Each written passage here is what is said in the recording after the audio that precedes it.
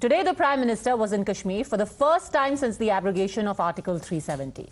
And the message he sent from the soil of Jammu and Kashmir was not for its people alone. In a matter of 2 months, a subtle but unmistakable message has been sent by the Prime Minister, and Kashmir was chosen carefully for it. Why do we say that? Consider this. At the beginning of this year, on the 3rd of January, the Prime Minister visited Lakshadweep, the Indian territory with the highest percentage concentration of Muslims, at 96.58%. This is a place where, by the way, there were widespread protests against the government and the BJP for some of the measures that have been put in place. Yet, when the Prime Minister carried out a rally there, he spoke of the large heart of the islanders.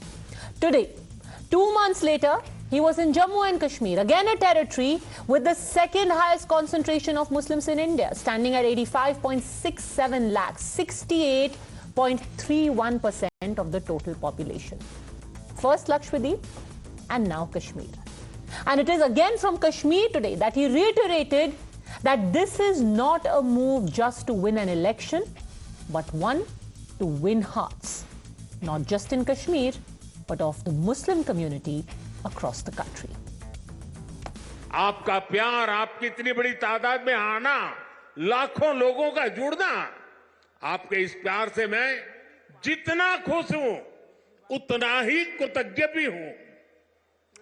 Modi प्यार के इस कर्ज को चुकाने में कोई core कसर नहीं छोड़ेगा। और मैं 2014 के बाद जब भी आया, मैंने यही कहा, मैं ये मेहनत आपका दिल जीतने के लिए कर रहा हूं, और मैं दिनों दिन देख रहा हूं कि मैं आपका दिल जीतने की दिशा में सही दिशा में जा रहा हूं। आपका दिल मैं जीत पाया हूं और ज्यादा जीतने की कोशिश मेरी जारी रहेगी। और ये मोदी की गारंटी है।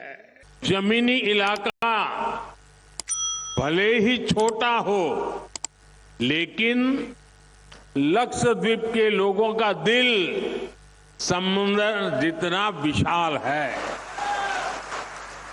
आपके स्नेह, आपके आशीर्वाद से मैं अभिभूत हूं। मैं आपका आभार व्यक्त करता हूं।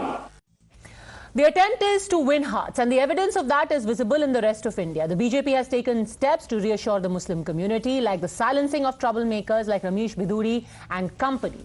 And fielding a Muslim candidate from Malappuram, Abdul Salam, has been fielded from Malappuram. He is one among 195 names in the first list. And from Kashmir and Lakshadweep, the message was of equals. Equal rights, equal responsibilities, equal status, and equal laws. From Kashmir again, the faces who spoke today were those of Muslims and citizens who have gone beyond their traditional interlocutors of the so-called Valley parties who spoke on their behalf and said that Kashmir is not a part of India. Today, these young Muslims from Kashmir spoke for themselves. They are young, they are confident, and they have decided that they want to partake of the journey that the rest of India is partaking in. Young voices like that of Naseem Hazir from Pulwama, who started beekeeping and then was helped in this sweet revolution by central schemes. Here's what he said today. हमने online हजारों KGs के शहद भेजे। 2023 में 5000 KG शहद बिके हैं। Youth को इसके साथ जोड़ूंगा। 100 बंदे सर जुड़ गए जो ये मधुमक्खी का काम करते हैं, और एफपीओ के मिलने के बाद अब हमारे पास सर कोई टेंशन ही नहीं। आपने एक प्रकार से स्वीट रिवॉल्यूशन, हमने ग्रीन रिवॉल्यूशन सुना है, हमने व्हाइट रिवॉल्यूशन सुना है। आज मेरा कश्मीर नाजिम जैसे युवाओं के कारण स्वीट रिवॉल्यूशन का नेतृत्व कर रहा है। बहुत बहुत बधाई। तो आजकल आपको गवर्नमेंट भी सपोर्ट कर रहे हैं। उस टाइम पे मेरा कोई सपोर्ट ही नहीं था। धीरे धीरे करके मैंने एक स्कीम थी उस टाइम के पास, तो आज आपके पास हज़ारों स्कीम्स है। अगर आप स्टार्ट करना चाहते हो, अगर आप एक बडिंग एंटरप्रेन्योर बनना चाहते हो, आजकल आपको ऑनलाइन स्कीम्स है। आप ऑनलाइन स्कीम्स में जाइए और आपको गवर्नमेंट के पास जाना ही नहीं है, आपको मोबाइल निकालना है और ऑनलाइन सिस्टम में आपको फॉर्म भरना है और आपका काम हो जाएगा। बहुत ही खुशी हुई कि मैंने डायरेक्टली उससे बात की, बहुत ही ज़्यादा खुश हुआ मैं। So the attempt is tried to win hearts. मैं दिल जीतने आया हूं. When the Prime Minister says that, will that message actually hit home? Will this outreach work? And has the Prime Minister managed to take his messaging for Muslims beyond that traditional tokenism and symbolism of topi and iftar? Whether it be Srinagar, whether it be Lakshadweep, whether it be UAE, or whether it be any other part of India. Joining us on the debate, Guru Prakash, national spokesperson of the BJP, JVC Sriram, political strategist and commentator, senior journalist Amit Chaugankar, Nikhil Jain, political consultant, Adil Hassan. आपसे ही पहला सवाल पूछूंगी. अब नाजिम बोलेगा, ओवैसी नहीं बोलेंगे कि मुसलमानों को क्या चाहिए. मैम, इतनी मोहब्बत अगर प्रधानमंत्री जी दिखा रहे हैं तो एक भी मुसलमान मिनिस्टर नहीं, एक भी मुसलमान एमपी नहीं. सीमांचल में इतनी बड़ी आबादी, अलीगढ़ मुस्लिम यूनिवर्सिटी को 1 रुपया आज तक नहीं दिए. सीमांचल की बाढ़ की तबाही में प्रधानमंत्री जी ने कुछ नहीं दिया. सीमांचल में सबसे ज्यादा पलायन होता है. बिहार में एक भी आरामको का कारखाना नहीं खुला. ये तो बिहार की बदनसीबी है कि 40 एमपी वाला बिहार, 26 एमपी वाला गुजरात का मुंशी बना हुआ है. मजदूरों की खेती वहां हो रही है, वहां मजदूर गुजरात में काम कर रहे हैं. जितनी फैक्ट्रियां खुलवा रहे हैं मोदी जी आरामको से, मिडिल ईस्ट से इन्वेस्टमेंट गुजरात में कराते हैं, कुछ बिहार में भी करवा देते. After a point you realize you sound as tired a record as that of some people who will keep saying, अरे कहां पे आपने उसको फलां को टिकट नहीं दिया, आपने फलां को टिकट नहीं दिया, आपने मंत्री क्यों नहीं बनाया. It goes beyond that. नहीं, आप सिर्फ एक मंत्री को बना करके you do not become a representative. Today I am asking you, आप नाजिम की बात सुनिए. आप बतलाइए सीमांचल के मुद्दे पर. सर सीमांचल, अब आप एक सीमांचल को पकड़ करके बैठ गए हैं. बात कर रहा है, बिहार की बात कर रहा है. इतनी बड़ी आबादी है. मैं आपको एक आदमी का शक्ल दिखाना चाहती हूँ. एक भी यूनिवर्सिटी नहीं, एम्स नहीं खुला. 231 एकड़ जमीन है. आप नाजिम को दिखा के पूरे भारत को नहीं ना आप सोचती है कि पूरा भारत मोदी जी के लिए हो गया. सच्चाई सुनिए. नारायण राणे पे क्या एक्शन हुआ? आप नाजिम, आपको मैंने जो नाजिम की बात सुनाई, आपको लगता है कि नाजिम अभी मुसलमान है, उनको फायदा हो रहा है, उनकी जिंदगी में कुछ फर्क पड़ रहा है, तो वो एक मुसलमान है जिसका बीजेपी की सरकार से फायदा हो रहा है. जुनैद नसीर को जिंदा जला गया, उस पर है हिम्मत बोलने की. चलिए, आपने बोला कि किसी को मंत्री नहीं बनाया. I want you to see a man called Ghulam Ali Khatana. Do you know who Ghulam Ali Khatana is sir? आप जानते हैं? Ma'am, Ghulam Ali, I no.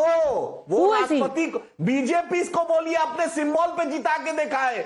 मुस्लिम महिला को अपने सिंबल पे जिता के दिखाए. अगर मुसलमानों से प्यार है, गुफ्तार के गाजी बन गए, किरदार के गाजी बन न सके, वही है प्रधानमंत्री.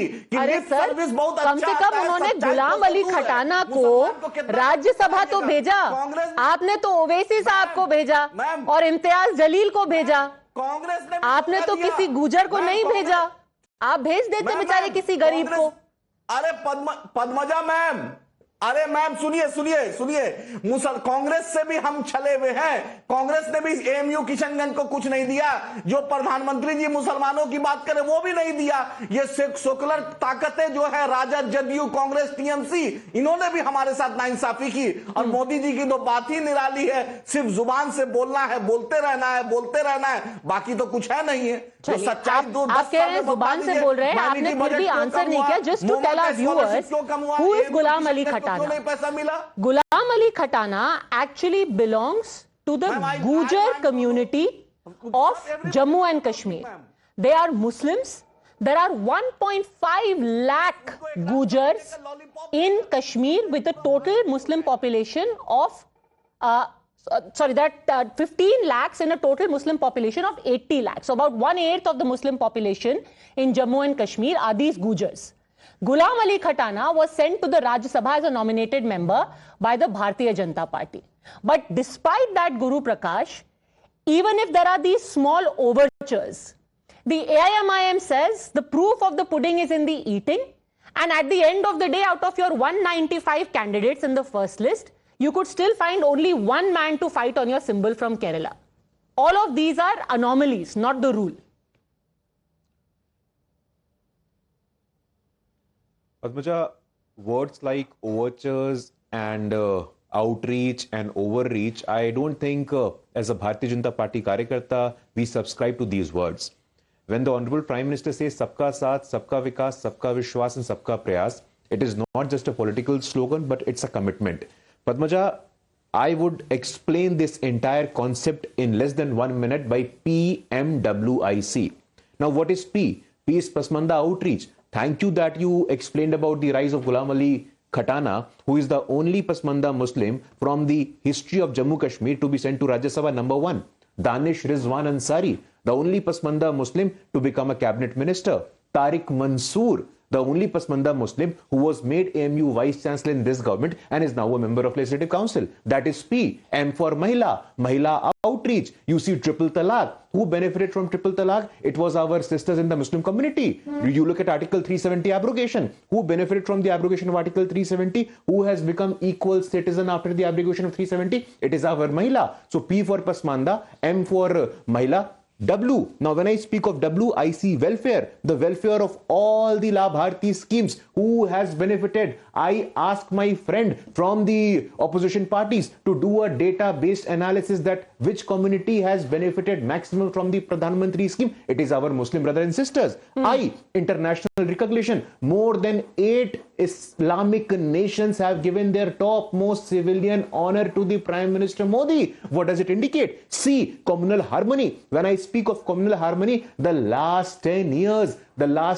has been one of the most peaceful decades in the history of independent India when it comes to communal harmony. So P, Pasmanda, M, Mahila, W, welfare, I, Islamic nations commemoration of Honorable Prime Minister, and C, communal harmony. This for us is a matter of commitment. This for us cannot be a matter of overtures. This for us cannot be a matter of outreach. हम सबके साथ हैं, सब हमारे साथ हैं, सबका साथ, सबका विकास, सबका विश्वास. उसमें धर्म के नाम पे, जाति के नाम पे, क्षेत्र के नाम पे, भाषा के नाम पे किसी प्रकार का कोई भेद हमें बर्दाश्त नहीं है. जब प्रधानमंत्री मोदी कहते हैं 2047 में 140 करोड़ लोग विकसित भारत के संकल्प को लेकर आगे बढ़ रहे हैं, तो उसमें कोई हिंदू नहीं है, कोई मुसलमान नहीं है, कोई किसी जाति का नहीं है. हम सब भारत के वासी हैं, हम सब हिंदुस्तानी हैं और हम सबका एक ही संकल्प है, हम सबका एक ही सपना है कि 2047 तक भारत एक विकसित राष्ट्र कैसे बने. और ये जो बात करते हैं, इनको आज तक मुसलमान समाज में पसमानदाओं की याद नहीं आई. ये जो बात करते हैं, इनको आज तक मुसलमान समाज में मुसलमान समाज की महिलाओं की याद नहीं आई. 80% मुसलमान समाज की मेरे भाई पसमानदा समाज से आते हैं, बैकवर्ड समाज से आते हैं. मुसलमान समाज की जो महिलाएं होती हैं, वो इनके धैर्य दृष्टि में कहीं थी ही नहीं, लेकिन पहली बार आज मुसलमान समाज भी देख रहा है, वो पसमानदा समाज हो, बैकवर्ड हो और महिलाएं हो, वो मजबूती के साथ प्रधानमंत्री मोदी जी के सशक्त विकसित भारत संकल्प के साथ खड़ी हैं. और चाहे जो शक्ति हो बांटने वाली, ओवैसी हो, लालू जी हो, ममता दीदी हो, कांग्रेस पार्टी हो, आज हम सब 2037 के संकल्प को लेकर आगे बढ़ रहे हैं, एक साथ बढ़ रहे हैं. धर्म, जाति, भाषा, क्षेत्र का कोई भेद नहीं है. Okay, Adil Hasan, before you respond to this, since we are talking about Gujars, let me quote to you from an article that has been written by Ghulam Sarwar Shaheen, who is a student of history at Aligarh Muslim University and belongs to Suran Court in Jammu and Kashmir. He is a Gujar. You know what he writes? He says Gujars were systematically made a disadvantaged and underprivileged community, which led to the victimization and marginalization of a whole community to serve upper caste Muslims in Jammu and Kashmir. There is a popular phrase in Kashmiri that goes, Gujar Court ya Gujar Kur Gase, meaning we need a Gujar boy or a Gujar girl as a servant. We were systematically made to feel inferior by these upper caste Muslims in Kashmir. All these years, mainstream parties who were speaking for Kashmiris and saying, oh, our heart bleeds for Muslims, did not once bring up a Ghulam Ali Khatana or speak of Gujars. Today, when Muslims are speaking for themselves, आपकी आंखों से खून क्यों निकल रहा है? Ma'am, मेरी आंखों से खून नहीं निकल रहा है, आपके इंसाफ पर सवाल हो रहा है. सुरजापुरी रिजर्वेशन केंद्र सरकार में पड़ा हुआ है, आपने कुछ नहीं किया. 600 साल पुरानी मस्जिद को शहीद कर दिया आपने मुस्लिम माइनॉरिटी को बजट को घटा दिया। आप उसी गुर्जर समाज से किसी को मंत्री बना दीजिए और तारिक साहब को वाइस चांसलर कोई क्या गुरु प्रकाश के रहमो करम से नहीं हुआ। अलीगढ़ मुस्लिम यूनिवर्सिटी और जामिया का दोनों का वाइस चांसलर पेंडिंग है। कोई मोदी जी के तरफ से कोई अपने जेब से भाजपा पैसा नहीं देती है। मस्जिद मेरे शहीद जेब से तो आप भी लोकसभा का टिकट नहीं देते, पर किसी पसमंदा को दे दीजिए ना। फिर आपको इतना दर्द होता है तो अरे आप दीजिए ना मेरा पास। क्यों आप एक लंदन के बैरिस्टर और एक दिल्ली में रहने वाले जर्नलिस्ट को टिकट दे करके भिजवा रहे हैं लोकसभा? दे दीजिए किसी पसमंदा को। किसको? अगर मौका एकदम दे देंगे। मोदी जी को बोल दीजिए किसी मुसलमान को कैबिनेट मंत्री बना दे। अरे मेरे पिताजी केंद्र में गृह मंत्री नहीं थे, जिसकी जगह पर मुझे प्रवक्ता बना दिया गया है। और आपको पता है, आप तो हैदराबाद से आते हैं। जस्ट बाय द वे, बड़ी सारी चीजें, a lot of things don't get out there in the media.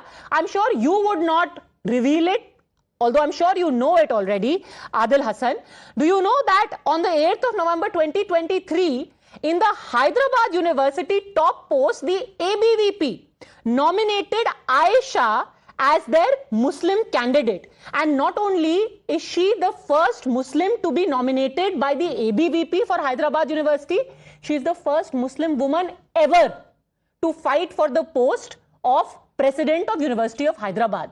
ये आदिल हसन आपको दिखाई नहीं देगा कि एक आयशा को ABVP बना रही है प्रेसिडेंट हैदराबाद यूनिवर्सिटी का? सुनिए मैडम, सुनिए मैडम, सुनिए। गुरु प्रकाश को जितना आसानी से आप बोलने देती है, दूसरे को भी बोलने दीजिए। अगर सिर्फ बीजेपी का एजेंडा चलाना है तो मैं कुछ नहीं बोल सकता हूं। मेरा सवाल है, एएमयू किशनगंज पर फंड नहीं मिला, इस पर है हिम्मत? सीमांचल और नॉर्थ बंगाल को एक भी एम्स लाइक मेडिकल कॉलेज नहीं है। सुरजापुरी को रिजर्वेशन नहीं है। मोमा का बजट कम हो गया। प्री मैट्रिक स्कॉलरशिप जो बच्चों को मिलता था वो आपने बंद कर दिया। एएमयू और जामिया का आपने बजट कम कर दिया। एक दानिश अंसारी को मंत्री बनाने से आप सोचती है कि पूरा भारत का मुसलमान 600 साल पुरानी मेरी मस्जिद को शहीद कर दिया गया बिना बताए। हेमंता बिस्वासा आसाम में 300 से ऊपर मदरसा को शहीद कर दिया। मेरे घरों पे बुलडोजर चल रहा है और आप मध्य प्रदेश में बुलडोजर चल रहा है।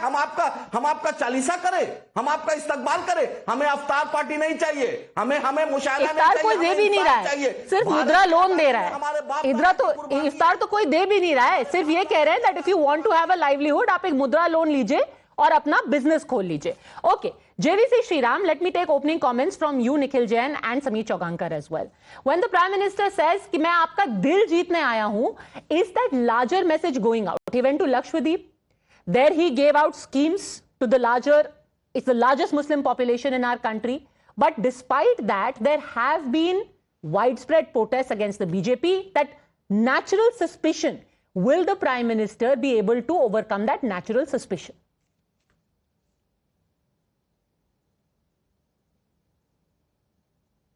JVC. You're asking me, Badbaja? Yes. Yeah.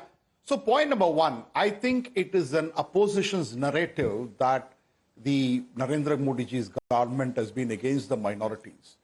Time and again, I think he has proven that what he has done to the minority community, particularly in the name of Sabka Saath, Sabka Vikas, Sabka Vishwas. I will give you a few examples.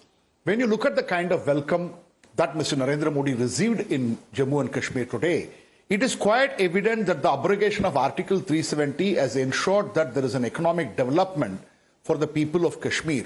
And you have mentioned that in the valley, over 85% of them are from the Muslim community. When you look at Ayodhya or Varanasi, you know it is a sizable Muslim community who are there. So when the economic development has reached everybody, which has not reached in the last 75 years since independence, during the Congress regime, where they did vote bank politics, identity politics of hosting iftar parties and wearing the kulla, whatever you call the cap. Now, I want to quote two important things which I have seen on the ground. Point number one, in a state like Tamil Nadu, in a survey which I am conducting, I'm asking people, as the 10 years of Modi government has done injustice to Muslims and minority community. 85% of them, a whopping 85% of them are saying no, there is no injustice committed to the Muslim or the minority community in Tamil Nadu.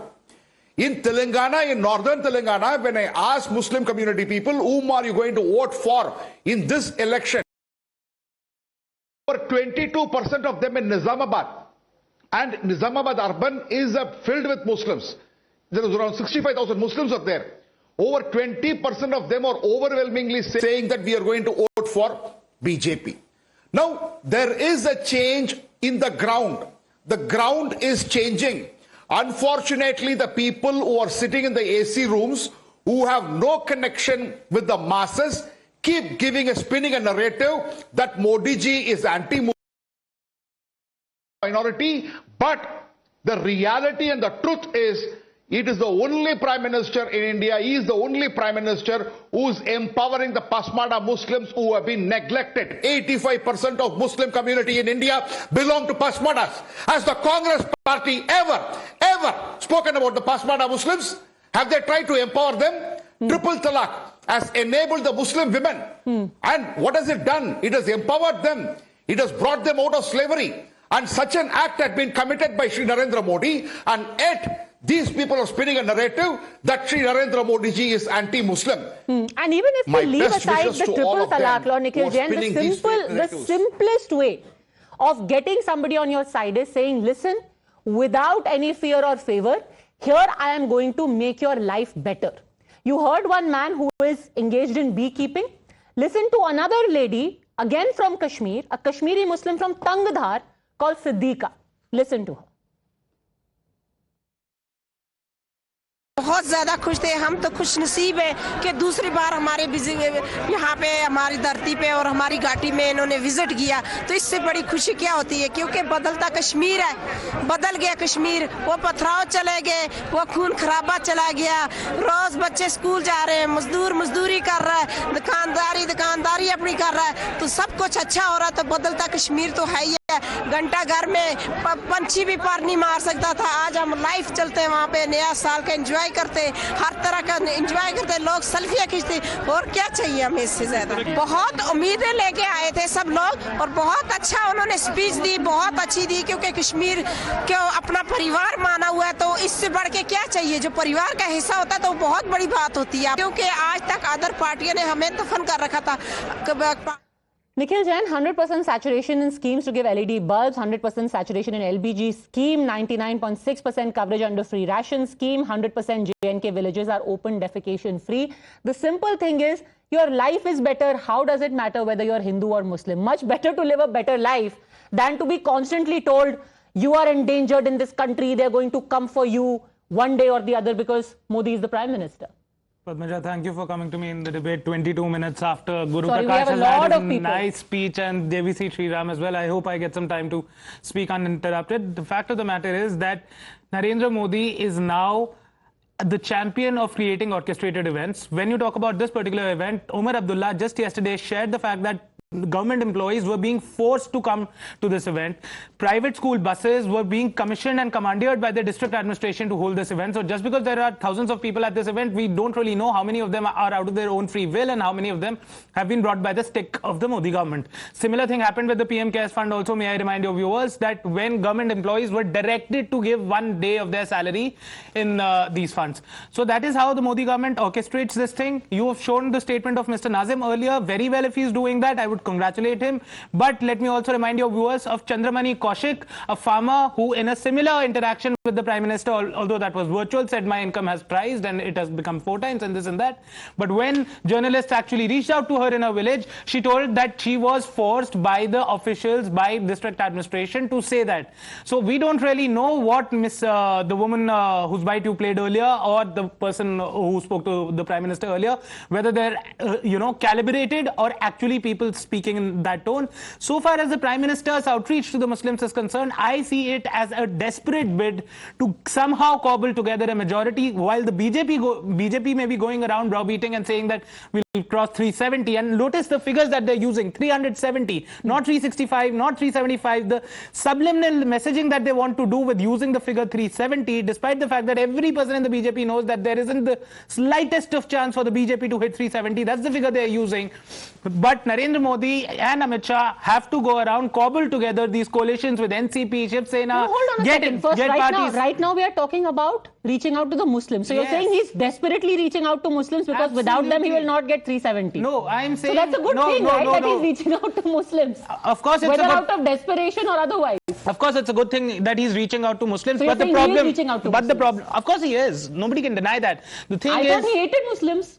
Doesn't matter. According to the Congress party, Mr. I Modi don't hates want... Muslims, No, right? I don't want to use a phrase that will make it controversial, but you also know that दुश्मनी में भी हाथ मिलाए जाते हैं जब अपना मतलब साधना होता है. मोदी जी अगर मोदी जी को इलेक्शन सी Padmaja Modi ji is one person, let alone nominating a Hindu or a Muslim to a ticket, he will nominate a Martian to a ticket if it makes him win elections. So let's not go into that, and the proof of the pudding is in the pie. Guru Prakash, one, that all of these happy stories about well-to-do Muslims are orchestrated. Two, desperation में दुश्मन को भी दोस्त बनाना पड़ता है. नहीं पद्मजा, मैं बहुत ध्यानपूर्वक सुन रहा था हमारे भाई की बातों को, तो मुझे लगता है कि 2023 में 2 करोड़ से अधिक पर्यटक जम्मू कश्मीर आए थे. More than 2 crore people in 2023 visited Jammu Kashmir as a visitor. लगता है उनको भी बेवकूफ बना दिया गया. अमरनाथ में आज तक के इतिहास में सबसे ज्यादा तीर्थ यात्री इस बार आए हैं, तो मुझे लगता है उनको भी बेवकूफ बना दिया गया. वैष्णो देवी के इतिहास में आज तक सबसे ज्यादा तीर्थयात्री अभी आए हैं. So this is beyond my comprehension. More than 2 crore people, unprecedented number of tourism. When Prime Minister from Jammu and Kashmir says "Chalo India," when he is boosting tourism, when he is boosting economy, when he is boosting opportunities, the people of Jammu and Kashmir can see through it. But I don't understand this fallacy of the opposition leader. जब जम्मू कश्मीर में Ejaz engineer DDC के चुनाव होते हैं, district development council के चुनाव होते हैं, people from highly that used to be previously terrorist infested areas, Pulwama, Kupwara, Ganderbal से बड़ी संख्या में लोग बाहर निकल के आते हैं और वोट करते हैं. This is decentralisation of democracy. ये लोकतंत्र का, संविधान का विकेंद्रीकरण है. But I am absolutely appalled, I am absolutely surprised. ये so called self declared left liberals, Congress supporters, ये लोग तब कहां थे जब 370 की वजह से जम्मू कश्मीर की मुसलमान महिलाएं अपने अधिकारों से वंचित थी. उमर अब्दुल्ला के बच्चे जम्मू कश्मीर में जमीन खरीदेंगे तो उनका अधिकार होगा, लेकिन उमर अब्दुल्ला की वाइफ, उमर अब्दुल्ला की बहन, अगर वो किसी नॉन कश्मीरी से शादी करते हैं तो उनके बच्चे संपत्ति के अधिकार से वंचित हो जाते हैं. आप दलित समाज से आते हैं, वाल्मीकि समाज से आते हैं, आपके पास भले ही PhD क्यों ना हो, लेकिन 370 का ऐसा प्रकोप था कि आप सफाई कर्मचारी से ऊपर सरकारी नौकरी के लिए अप्लाई नहीं कर सकते थे. कहां थे तब आप लोग? मुझे समझ में नहीं आता है. अभी हमारे आदिल साहब कह रहे थे कि हमारी मस्जिद को शहीद कर दिया. आपकी आस्था नहीं है सुप्रीम कोर्ट में? Do you have faith in the supreme court of India और नॉट? आप कह दीजिए आपकी सर्वोच्च न्यायालय में आस्था नहीं, मैं स्वीकार कर लूंगा इस बात को. Data speaks Padmaja, data speaks. More than 40% Muslim girls are going to schools now. 40% से ज्यादा मुसलमान समाज की हमारी बहनें स्कूल जा रही हैं, तो अब संभव हुआ है. आप अपने अंदर पिछड़ों की बात नहीं करेंगे, आप अपने अंदर बहनों की बात नहीं करेंगे. आप सिर्फ और सिर्फ रेडिकल इस्लामिक फंडामेंटलिज्म को बढ़ावा देना चाहते हैं. इन्होंने मुझे नाम लिया. पद्मजा, इतनी हेलो, हाँ बोलिए. पद्मजा, अगर इतनी मोहब्बत है तो जम्मू कश्मीर में चुनाव करा दे. जम्मू कश्मीर में चुनाव करा दे, पता चल जाएगा. और मैं दिल्ली वाली मस्जिद की बात कर रहा हूं जो 600 साल पुरानी थी, बिना नोटिस के शहीद करवा दिया गया. और बिल्किस बानो के साथ कौन खड़े थे? बिल्किस बानो क्या मुसलमान नहीं थी? क्या पासमानदा नहीं थी? जकिया जाफरी के साथ कौन थे?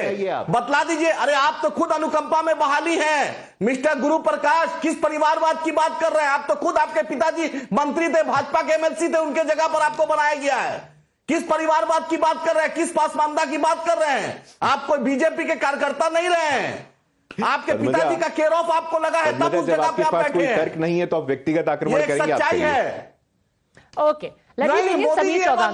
You know, we can keep quoting these examples of Abdul Salam, of Ghulam Ali Khatana, of Aisha Sheikh, Sameer ji. But can the larger population ever get confidence from this? या इनको सिर्फ एक टोकन की तरह खड़ा किया जाता है कि भाई मोदी जी वहां पे गए तो एक टोकन नजीम को खड़ा कर दिया, एक टोकन आयशा को खड़ा कर दिया.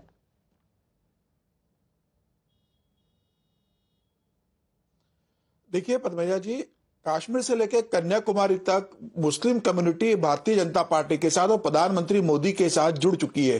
अगर भारतीय जनता पार्टी 2019 के अंतर्गत 303 सीटें लेकर आती है तो यह सिर्फ हिंदू वोट के दम पर नहीं हुआ है, यह मुस्लिम समाज भी भारतीय जनता पार्टी के साथ जुड़ रहा है। और आज आप प्रधानमंत्री मोदी की जम्मू कश्मीर की रैली देखिए, बिना बुलेट प्रूफ ग्लास के प्रधानमंत्री मोदी वहां पर स्पीच देते हैं। क्या इतिहास में कोई प्रधानमंत्री जम्मू कश्मीर बिना बुलेट प्रूफ ग्लास के उन्होंने भाषण दिया है? जब भी प्रधानमंत्री देश के जम्मू कश्मीर में जाते थे तो वहां अलगाववादी विरोध प्रदर्शन करते थे, वहां पर शेख परिवार से अनुमति लेनी पड़ती थी, वहां महमूदा परिवार से अनुमति लेनी पड़ती थी, और वो जब कहते थे कि आप रैली कीजिए तब प्रधानमंत्री वहां रैली करते थे। कश्मीर बंद होता था, विरोध प्रदर्शन होता था। आज देखिए जब प्रधानमंत्री मोदी जम्मू कश्मीर में गए तो कितना हर्षोल्लास का माहौल था। प्रधानमंत्री मोदी का स्वागत किन लोगों ने किया? 2 लाख से ज्यादा लोग आए थे। वो कौन लोग थे जो कश्मीर में आए? प्रधानमंत्री मोदी ने जो योजनाएं लागू करी है जम्मू कश्मीर के अंदर, आज वहां के युवाओं से जब प्रधानमंत्री मोदी ने बात की वह सब बता रहे थे कि केंद्र से जो मिलने वाले सुविधाओं से उन्होंने कैसा बिजनेस शुरू करा है। मुझे लग रहा है ये बताता है प्रधानमंत्री मोदी का सबका साथ, सबका विकास और सबका विश्वास। जम्मू कश्मीर 2 परिवारों के गिरफ्त के अंदर रहा, शेख अब्दुल्ला, फारूक अब्दुल्ला, उसके बाद उमर अब्दुल्ला और महबूबा परिवार, मुफ्ती मोहम्मद सईद और महबूबा सईद का परिवार ने जम्मू कश्मीर में जो दिल्ली से पैसा भेजा जाता था उसकी लूट की, जनता को गरीब रखा और ये 2 परिवार अमीर होते रहे। पूरी राजनीतिक, आज मुझे बताइए कि फारूक अब्दुल्ला के पास कुछ बताने के लिए है कि उन्होंने जितने साल जम्मू कश्मीर में राज किया, जम्मू कश्मीर की जनता को क्या दिया? महबूबा के पास बताने के लिए कुछ नहीं है कि जम्मू कश्मीर की जनता के लिए उन्होंने क्या दिया। प्रधानमंत्री मोदी आज जब गए तो उन्होंने बताया कि कैसे केंद्र की योजना उन्होंने भेजी। जम्मू एंड कश्मीर जो बैंक दिवालिया कर दिया था परिवारवाद के कारण, कैसा उस बैंक को 1700 करोड़ के प्रॉफिट पर वो लेकर आए, कैसे लाभार्थी वर्ग उन्होंने वहां तैयार किया है। आज उज्ज्वला की योजना पहुंच रही है, आज प्रधानमंत्री आवास योजना में वहां मकान मिल रहे हैं, युवाओं को रोजगार मिल रहा है। जो युवा पत्थर फेंकते थे आज वहां स्टार्टअप शुरू कर रहे हैं, आज वो मुख्य धारा में आ रहे हैं। और आप देखना पद्मजा जी, जब 2024 का लोकसभा चुनाव होगा, सिर्फ जम्मू की 3 सीट नहीं, अब कश्मीर की भी जो 3 सीटें हैं, बारामूला हो या 2 अन्य सीटें हो, भारतीय जनता पार्टी का वहां प्रदर्शन दिखेगी।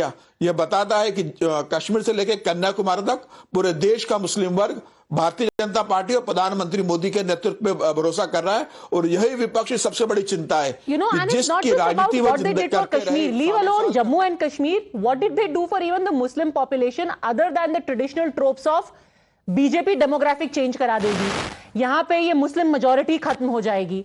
When people are not given actual fruits of development, they are kept happy in the belief this is our Muslim majority state and we should get a special status, and that is our only raison d'etre.